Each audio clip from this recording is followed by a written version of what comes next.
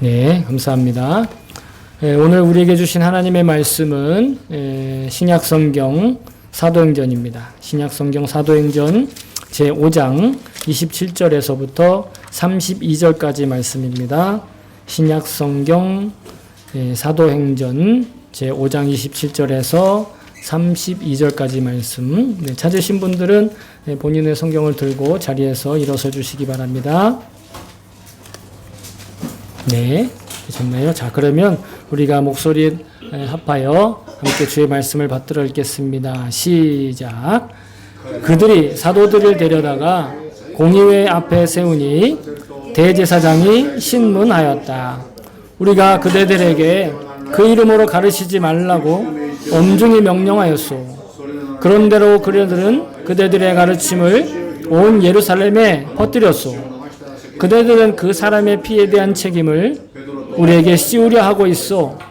베드로와 사도들이 대답하였다. 사람에게 복종하는 것보다 하나님께 복종하는 것이 마땅합니다. 우리 조상들의 하나님은 여러분이 나무에 달아 죽인 예수를 살리셨습니다. 하나님께서는 이분을 높이시어 자기 오른쪽에 앉히시고 영도자와 구주로 삼으셔서 이스라엘이 회개하고 죄사함을 받게 하셨습니다. 우리는 이 모든 일의 증인이며 하나님께서 자기에게 복종하는 사람들에게 주신 성령도 그러합니다. 아멘. 주의 말씀입니다. 모두 자리에 앉아 주시기 바랍니다. 예, 제가 우리 설교를 위해서 잠깐 기도하도록 하겠습니다. 참 좋으신 하나님 아버지 감사합니다. 오늘도 주님의 귀한 말씀, 영원하신 권능의 말씀, 능력의 말씀 허락하여 주셔서 이 말씀 들고 두렵고 떨리는 마음으로 주의 백성의 앞에 섰습니다. 주님, 말씀하실 때 비록 저의 입으로 고백하지만 우리 각자 안에 살아계신 성령님께서 주의 말씀으로 들을 수 있는 귀를 열어주시고 또 눈을 열어주시옵소서. 그래서 오늘 친히 말씀하시고자 하는 주님의 그 음성이 들려지는, 그래서 그 음성 듣고 주께서 원하시는 복되고 아름다운 삶을 우리가 매일매일 온전하게 살아갈 수 있게 도와주시옵소서. 오늘 제목과 같은 완전한 순종의 열매가 우리 인생 가운데 풍성하게 풍족하게 열매 맺게 하여 주시옵소서. 감사드리며 예수님의 이름으로 기도합니다. 아멘. 아멘. 할렐루야. 아멘. 주님 찬송합니다. 네, 지난 주일엔 우리가 외부 강사 목사님을 통해서 우리가 이해할 수 없는 납득할 수 없는 그런 고통스러운 일들, 착한 사람들에게도 왜 그러한 사람들이 그런 고통을 겪어야 하는지에 대한 원인과 또 이유를 탐색하느라고 주님께서 하시는 일들에 대해 알지 못했던 또 발견하지 못했던 그런 신비들에 대해서 발견할 수 있는, 찾아낼 수 있는 그런 귀한 메시지를 함께 나누었습니다. 그런 눈이 열리기 위해 사실 우리의 노력보다는 또 우리의 어떤 실력보다는 주님이 나와 함께 동행하시고 또 나와 나의 인생에 임재하시는 주님을 늘 바라보는 그 눈이 열렸을 때 비로소 그런 놀라운 기적의 삶을 살게 되는 것을 믿습니다. 저와 여러분이 언제나 주님과 동행하며 또 주님의 시선에 주목하며 또 주님을 주목하며 그런 놀라운 기적의 삶을 살아가는 주인공이 될 수 있기를 다시 한번 주의 이름으로 축복합니다. 여러분, 제가 지난주에도 말씀을 드렸지만 많은 사람들이 성령 충만에 대해 오해하고 있다, 이렇게 이야기를 했습니다.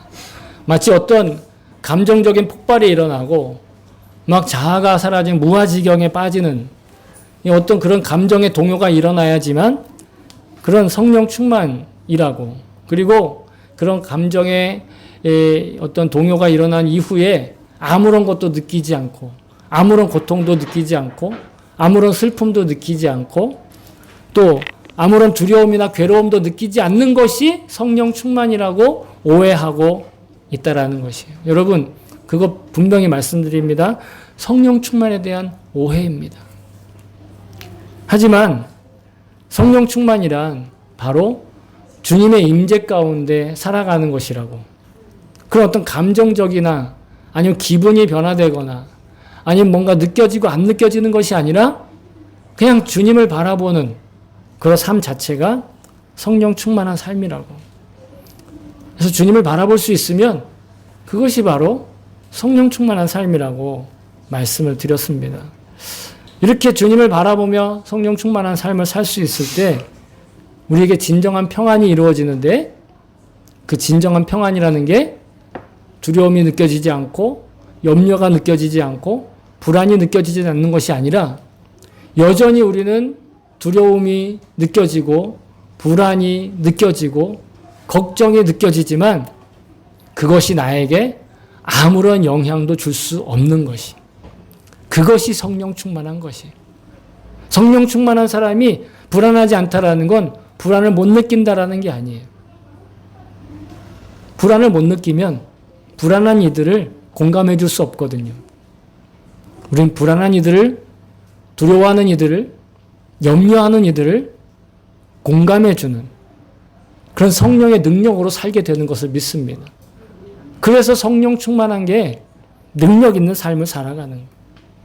이 세상에서 가장 큰 능력으로 사는 게 돈의 능력이나 인간관계의 능력이 아니라 성령의 능력으로 살게 되는 것을 믿습니다. 근데 여러분, 이 성령의 충만함이라는 게 그냥 단지 나는 가만히 있고, 아니 하나님 어떻게든 해보세요 해가지고 드러나는 그런 일들이 아니라는 거예요. 오늘 말씀의 끝에 보면 복종하는 사람들에게 성령을 주신다 이렇게 얘기를 했어요. 오늘 말씀의 끝에 부분에 베드로가 고백하는 부분인데, 여러분 이 구절은 전에도 제가 사도행전 설교를 통해서 함께 나눈 부분이기도 하지만 그들이 권세자들 앞에서 당당하게 그 권세에 대해서 두려워하지 않고 염려하지 않고 하나님께, 사람에게 복종하는 것보다 하나님께 복종하는 것이 마땅하다고, 그것이 너무 당연한 일이라고 이야기할 수 있었던 건 하나님께서 그들에게, 복종하는 그들에게 성령을 주셨기 때문이라는 거예요. 그러면 우리가 성령께 복종하는 것, 성령을 따라 순종하는 것, 이것을 다시 말해 성령 충만한 모습이다 이렇게 또한 말할 수 있을 거예요. 왜냐하면 성령과 예수님과는 뗄래야 뗄 수 없는 관계이기 때문이죠. 그래서 누군가 우리에게 물어볼 때 당신 말씀에 순종하겠습니까? 성령 충만을 위해서 말씀에 순종하겠습니까? 했을 때 아멘 하면서 저는 성령께 완전히 순종하기를 원합니다. 나는 성령께 완전히 순종하겠습니다. 라고 이야기할 수 있다면, 라고 대답할 수 있다면 여러분 그는 성령 충만한 사람이에요. 그런 마음이 있고 그런 태도가 있고 그런 마음 자세가 있다면 그가 바로 성령 충만한 사람이에요. 그렇다면 과연 우리는 성령에 온전히 순종하기를 원하는 그런 삶을 살고 있느냐? 세 가지 측면에서 우리가 성령에 온전히 순종하는, 하나님께 복종하는 성령 충만의 사람인지를 확인해 볼 시간을 갖기를 원합니다. 그래서 성령에 순종하는 성령 충만이라고 할 때 세 가지 측면을 이야기할 수 있습니다. 그 세 가지 측면은 첫 번째, 죄를 고백하게 하실 때 아멘하고 순종하는 거예요. 그러니까 내가 죄를 고백해야 할 그 타이밍에 성령님이 찝어주시면 아니에요, 그건 죄가 아니에요 라고 변명하지 않고 주님 그렇습니다, 내가 죄인입니다 라고 순종하는 것. 그게 첫 번째. 두 번째, 때때로 상식을 뛰어넘는 일들을 명령하실 때가 있어요. 말씀에도 상식을 뛰어넘는 가르침들이 나오거든요. 이따 후에 살펴보겠지만 그때 아멘하고 성령님께 순종할 수 있는가. 세 번째, 마지막, 하나님께 자신의 가지고 있는 모든 것들을 드려야 할 마음이 왔을 때 그 마음에, 그 성령님의 명령에 순종하는가. 이 세 가지입니다. 죄를 회개하는 순종, 그리고 상식을 뛰어넘는 하나님의 명령에 순종하는 것, 그리고 하나님께 자신의 소유와 인생을 다 드릴 수 있는 것. 자, 어려운 문장인 것 같지만 이제 이 세 가지를 놓고 함께 나누기를 원하는데, 첫 번째는요, 죄를 회개하는 명령에 순종하는 거예요. 여러분 잘 아시다시피 성령님이 가장 싫어하는 것, 하나님께서 가장 싫어하는 것, 그것은 뭐냐? 그것은 죄입니다. 죄 짓는 거예요. 왜냐하면 죄는 하나님의 형상으로 태어난 존재를, 그 인간을 더럽히기 때문에 그래요. 동물은 하나님의 형상으로 태어나지 않았기 때문에 죄인지 죄가 아닌지 분별하지 못해요. 그래서 동물들은 그냥 욕망에 따라 자기의 어떤 욕구에 따라서만 살아요. 근데 인간만은 하나님의 형상으로 창조되었기 때문에 죄가 무엇인지, 또 죄가 무엇이 죄인지 아닌지를 분별하는 마음을 받았다라는 거예요. 그래서 죄를 지으면 어떻게 돼요? 더러워지는 거예요. 그 인간의, 하나님의 형상인 인간을 더럽히는 것이 바로 뭐다? 죄라는 것입니다. 이사야서 59장 3절에는 보면요, 이렇게 되어 있어요. 이는 너희 손이 피에 너희 손가락이 죄악에 더러워졌으며, 너희 피가, 너희 손이, 그리고 너희 손가락이 피와 죄에 어떻게 됐다? 더러워졌다라는 거예요. 우리가 그걸로 더러워진다라는 거예요. 그냥 돼지우리나 이런 데 가서 더러워지는 더러워짐이 아니라 존재의 더러워짐을 말하는 거예요. 더러운 것은 곧 부정하게 되는 것이고 하나님의 속성인 거룩함에서 멀어지게 되는 거예요. 그러니까 부정하게 된 죄인인 우리들이 자신의 죄를 속죄하는 희생제물을 바쳐서 그 거룩함을 회복해야 돼요. 이게 구약에 드리는 제사, 속죄제사, 구약에서 드리는 희생제사의 핵심이에요. 구약에서 말하는 제사의 모든 핵심은 다 거기에 있는 거예요. 뭐 방법이나 아니면 그것으로 인한 어떤 하나님 받아주시는 그런 분야나 이런 것들이 조금씩 다르지만 핵심은 뭐다? 죄를 속죄하는 것이 제사의 기본이라는 거예요. 그래서 출애굽기 29장 36절에는요, 이렇게 기록되어 있어요. 매일 숫송아지 하나로 속죄하기 위하여 속죄제를 드리며 또 제단을 위하여 속죄하여 깨끗하게 하고 그것에 기름을 부어 거룩하게 하라. 깨끗하게 하고 정결하게 하고 그리고 어떻게 하라고요? 거룩하게 하라. 기름을 부어 거룩하게 하라. 그러니까 우리가 여러분 구원받은 자로 살기 위해, 그리스도인으로 살기 위해 가장 먼저 해야 되는 건 뭐냐? 바로 회개하는 거예요. 무엇을 회개? 죄를 회개하는 거예요. 누구든지 죄를 고백하고 회개하기만 하면 무엇을 얻습니까? 죄사함을 얻어요. 그리고 그 죄사함을 얻은 사람만 거듭나게 되고 거듭난 사람만 영생을 누리며 그 영생에 속하게 되는 거예요. 다른 어떤 노력으로 되는 게 아니에요. 착한 일을 많이 한다고 되는 게 아니라고요. 아무리 착한 일을 많이 해도 있잖아요. 자기가 지은 단 하나의 죄를 회개하지 않으면 그 사람 구원받지 못하는 거예요. 아무리 못된 일을 많이 했었어도, 이거 좀 극단적인 얘기긴 하지만 아무리 못된 일을 많이 했었어도 진심으로 통회하고 자복하고 회개하면 하나님은 그 사람을 거룩하게 변화시켜 주시는 거예요. 그래서 영생을 얻는 것으로 끝나는 게 아니라 영생에 합당한 인생을 살게 되는 거예요. 그래서 우리는 인생을 살지만 또한 동시에 영생을 살게 되는 거예요. 여러분, 이것이 거듭난 자의 축복인 줄로 믿습니다. 그래서 예수님께서 당신의 보혈로 우리를 거룩하게 하셨다라는 거예요. 히브리서 13장 12절에 보면 히브리인들에게 하는 이야기이긴 하지만 오늘 우리에게도 마찬가지예요. 이렇게 말씀하십니다. 그러므로 예수도 자기 피로써 백성을 거룩하게 하려고 성문 밖에서 고난을 받으셨느니라. 성문 밖에서 고난을 받는다라는 게 제사를 드리는 이 제물들이 성문 밖에서 드려지는, 도살되는 걸 이야기하는 거거든요. 마찬가지로 예수께서도 우리를 거룩하게 하시기 위해서 그러한 제물이 되셨다라는 거예요. 희생 제물이 되셨다라는 거예요. 왜요? 거룩하게 하시려고. 그러니까 여러분, 내가 처음에 예수 믿을 때 지난 죄를 회개하는 것뿐만 아니라 그 이후에 수도 없이 더러워지고 또 부정해지고 죄짓게 되고 하는 것들에 대한 회개가 멈춰야 되겠습니까? 멈추지 말아야 되겠습니까? 멈추지 말아야 된다라는, 회개가 반복되어야 한다라는 거예요. 그 죄를 계속해서 뉘우치고 또 고백하고 결국은 그 죄의 영향력에서 멀어지는 것. 여러분, 그것이 인생을 살지만 영생을 살아가는 사람의 놀라운 축복이 되는 줄로 믿습니다. 여러분, 그게 능력이에요. 만약에 내가 죄를 짓고도 죄가 떠오르지 않는다고 하면 어쩌면 그건 성령님께서 말씀하시는 것이 들리지 않는 것인지도 몰라요. 뭔가 뉘우칠 것이 떠오르고 또 성령님께서 회개를 요구하실 때가 있을 때 온전히 순종하셔서 여러분 성령 충만의 능력을 체감하시는 여러분들 되시기를 축복합니다. 아멘. 자, 두 번째로는요.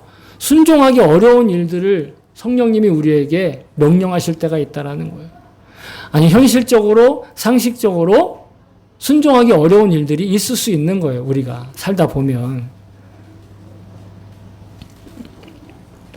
왜냐하면 예수님이 이미 그러한 일들을 산상선교를 통해서 혹은 당시의 말씀을 통해서 우리에게 가르쳐 주셨거든요. 예로 많이 있지만 세 가지만 딱 들어볼게요. 여러분들 다 아는 말씀이에요. 마태복음 5장 39절. 나는 너희에게 이르노니 악한 자를 대적하지 말라. 악한 자를 대적하지 말고 어떻게 해요? 오른뺨을 맞으면 왼뺨도 치라고 돌려대라는 거예요. 이게 좀 약간 버릇없어 보이긴 하지만 악한 자와 다투지 말라는 거예요. 우리는 악한 자는 어떻게 해야 돼요? 그 악한 자와 싸워서 이겨야 그게 된다라고 생각을 하는 게 상식이란 말이에요.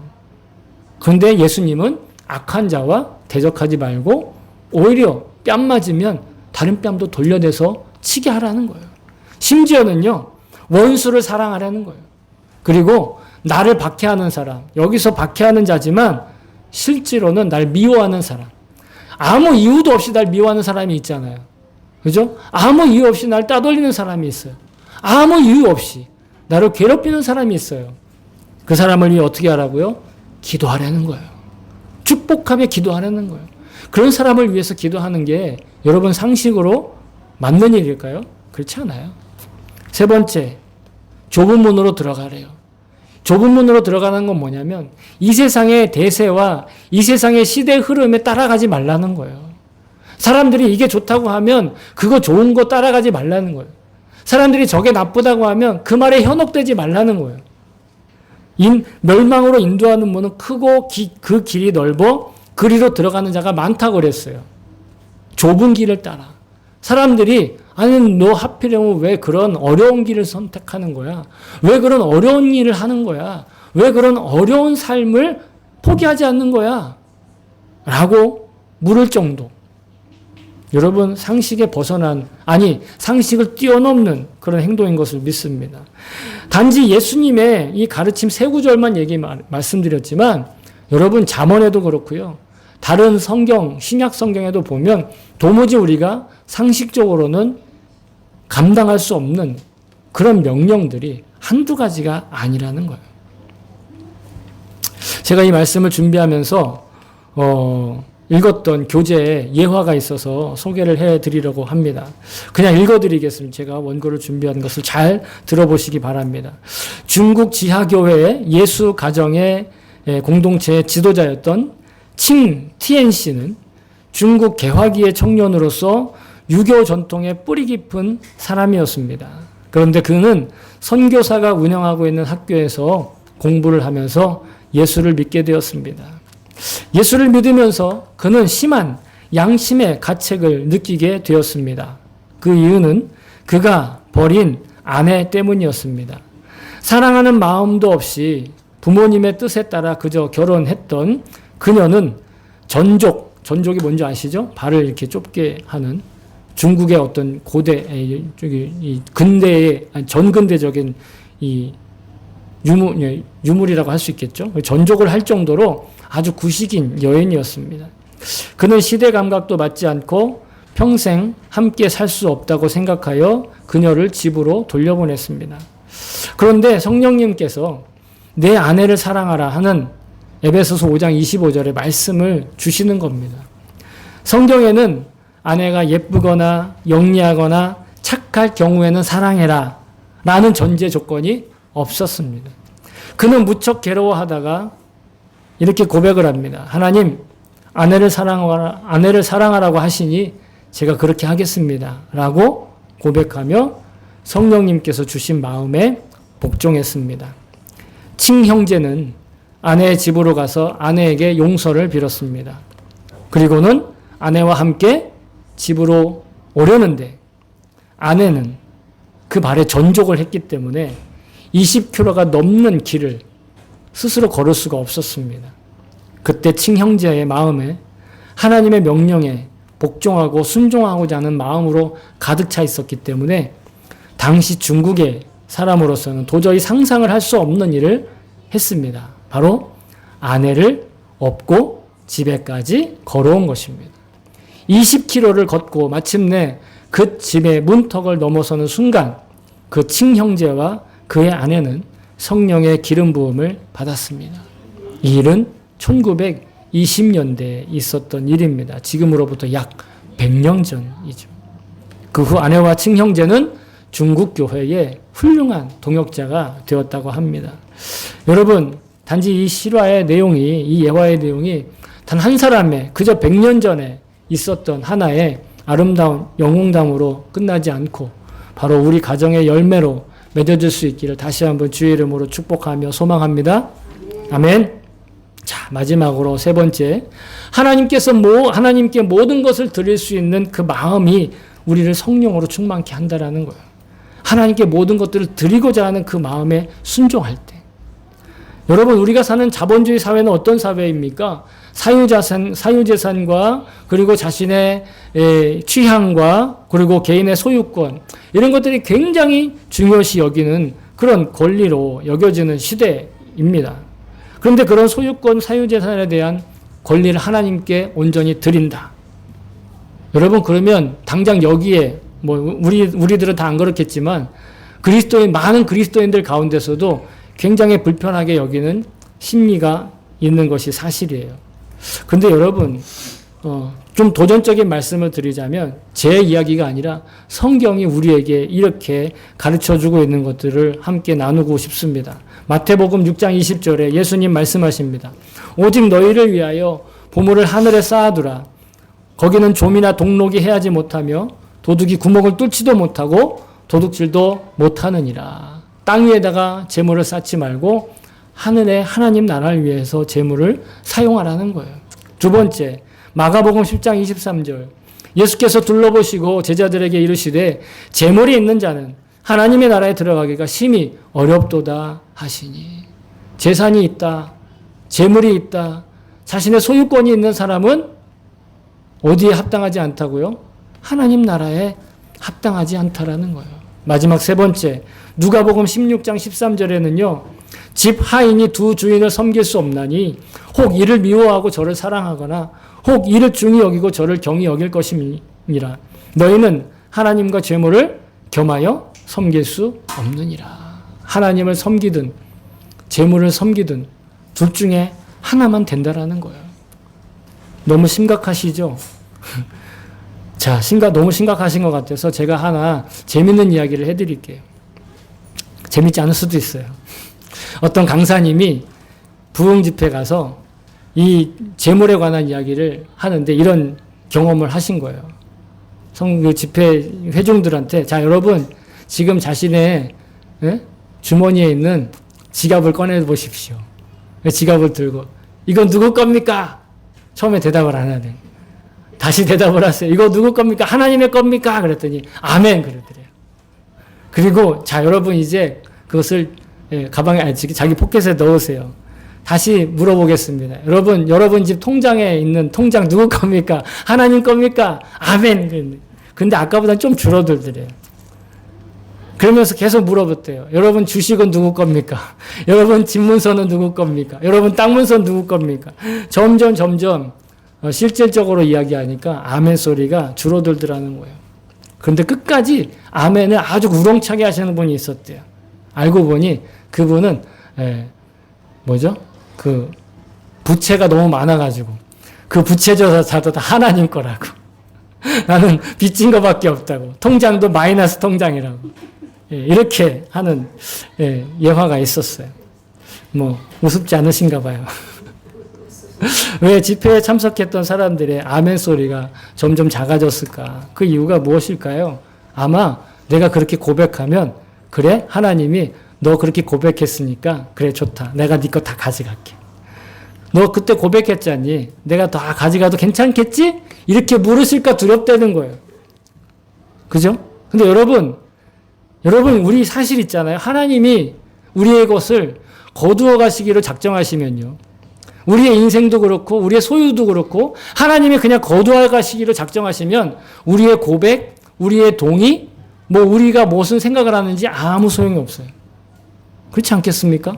하나님 그런 능력도 있고 그런 권한도 가지고 그런 권능도 가지고 계신 분이에요.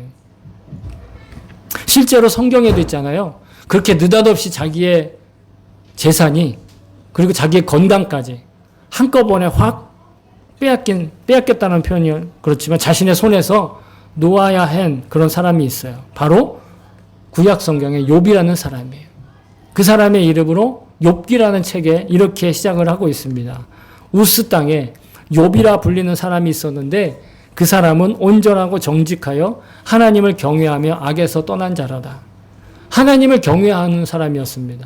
악에서 떠난 자였습니다. 의로운 사람이었습니다. 그런데 어느 날 사단이 그를 시기하여 하나님께 참소하고 그래서 하나님께 요구합니다.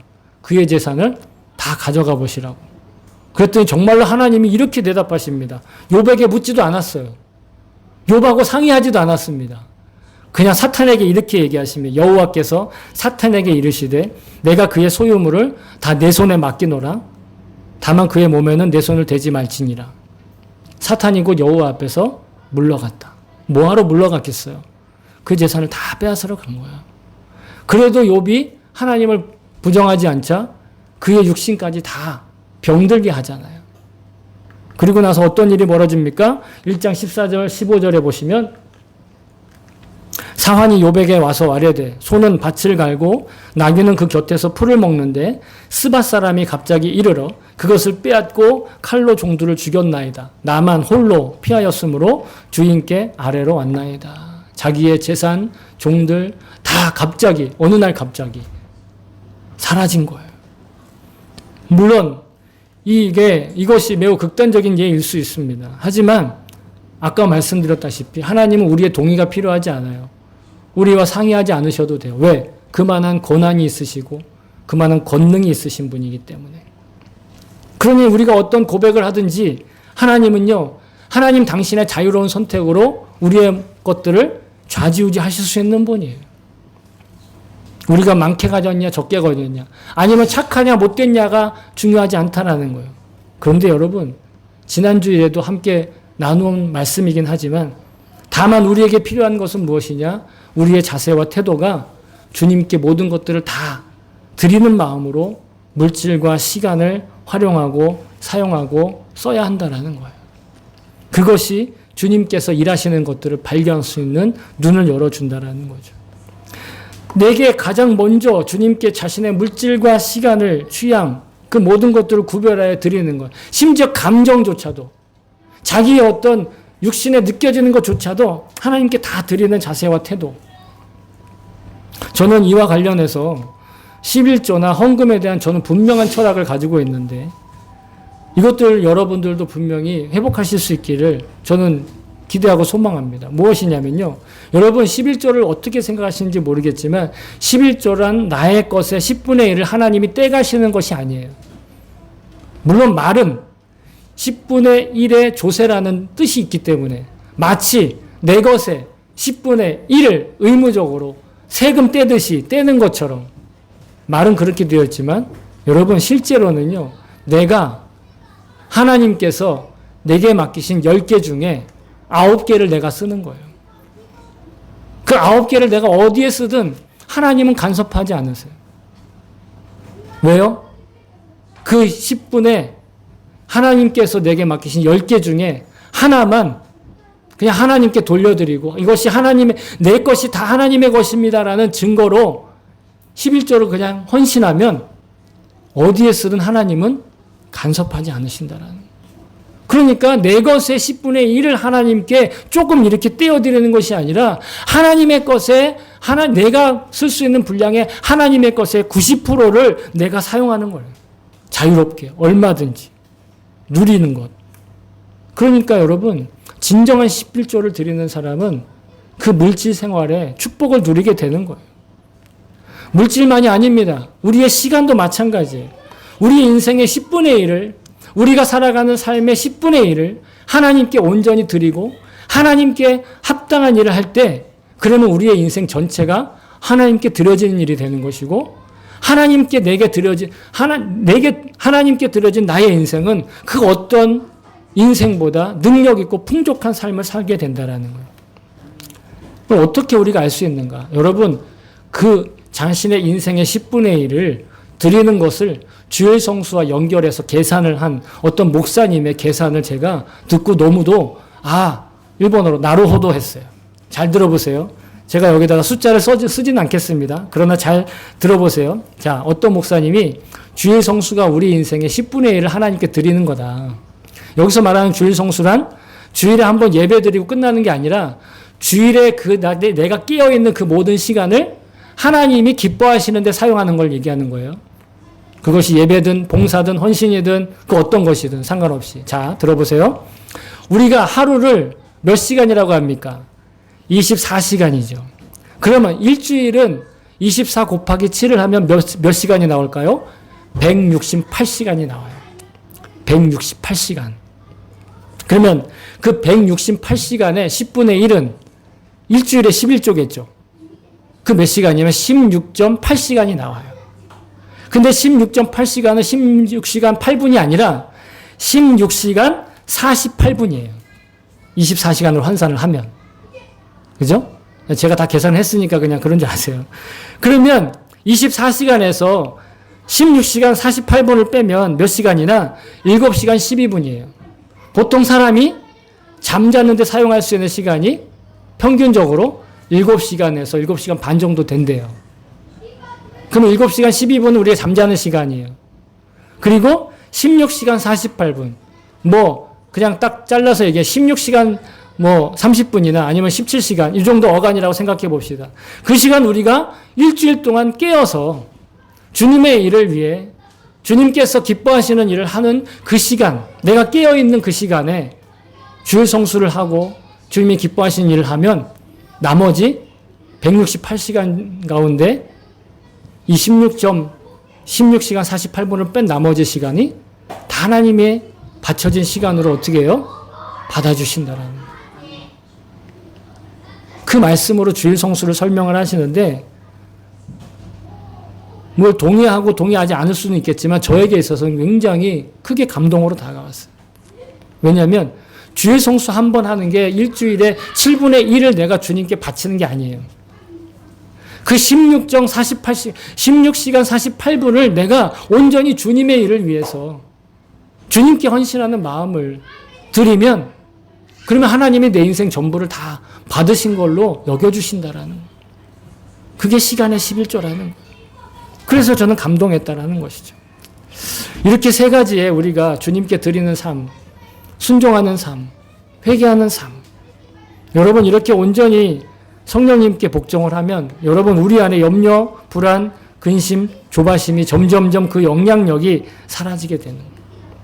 우리는 넉넉하고 담대하고 여유가 넘치는 진정한 기쁨이 있는 그런 삶을 살게 되는 것이에요. 물론 아까도 말씀드렸다시피 우리 삶의 불안이 또 불만이 염려가 두려움이 안 느껴지는 건 아니에요. 계속해서 끊임없이 느껴져요. 계속해서 끊임없이 불안한 마음이 느껴져요. 그런데 그 불안과 염려와 두려움과 근심과 좌절과 실망이 나에게 아무런 영향력을 끼칠 수 없게 된다는 거예요. 언제? 성령 충만하여 성령님께 순종하고 예수님을 바라보고 살 때.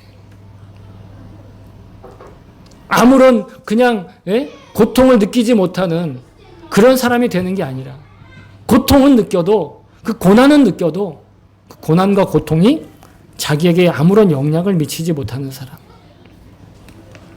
저와 여러분이 이런 거룩한 하나님의 형상으로 창조된 존귀한 나라고 하는 그 귀하고 복된 존재를 더럽히는 죄를 회개하고 상식을 뛰어넘는 일이긴 하지만 하나님께서 원하시는 일에 순종하며 그리고 자기에게 주어진 시간과 물질 모든 것들을 다 다 주님께 드리는 이 주일 성수와 또 하나님께 헌신된 이 삶을 통해 성령으로 충만한 그런 삶으로 능력 있는 삶 사실 수 있기를 정말로 소망합니다.